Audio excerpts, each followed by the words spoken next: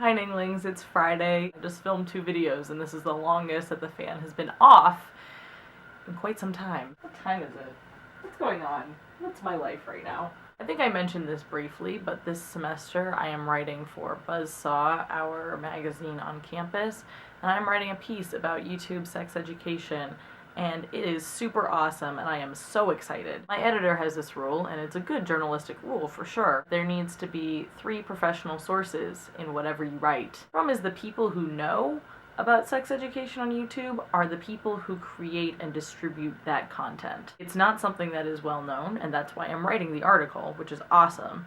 But that means that I was like, okay, well, I need to contact directly the people who are making this content. I was very nervous because I was worried that these people, they are very passionate about what they do, but they are busy, and people like Lacey Green may or may not have time to do an email interview with me. So I racked my brain. First, I was like, okay, what are the sex ed channels on YouTube? And I thought of course, Sex Plus by Lacey Green, Sexplanations, and then I was kind of like, oh god, like, now what? I contacted Lacey and I contacted Lindsay Doe, who does Sexplanations. Alright, so that's 2 sources, assuming that I hear back from both of them. Where else am I supposed to get this information? I went to Sexplanations, and Dr. Doe did an interview with a woman named Lauren Marie Fleming. She also goes by Query Bradshaw on the internet, and she has a less active YouTube channel and a more active blog and also a podcast. Great.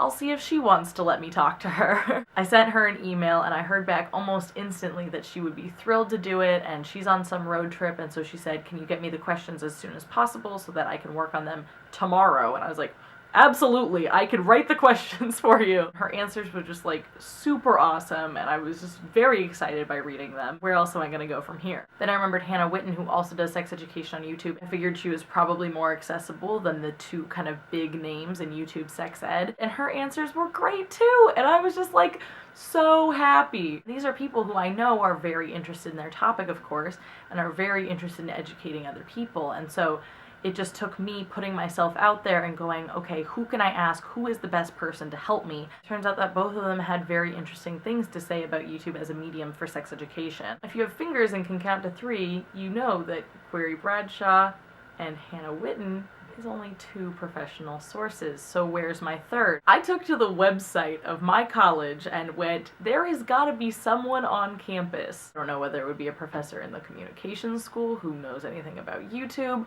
or whether it's going to be somebody who does something about sex education, but that's not like a major. Sex education is not a major. And I stumble across this woman whose degree is in sociology of sexuality. She's written a bunch of books. She teaches a class called the sociology of hooking up. All it takes is asking for it. Sometimes put yourself out there, ask for what you want. I am so excited about writing this article. I don't think you understand. I'm just like so excited to write this thing. We talk so much in this community about the power of this community, and I think this is 100% a fantastic example of how YouTube is a fantastic medium. These are people who I admire and I form a part of their audience, but they are small enough and accessible enough and value their audience enough to make this happen for me. Why is YouTube so cool? See you next week, Zach. I'll see you tomorrow.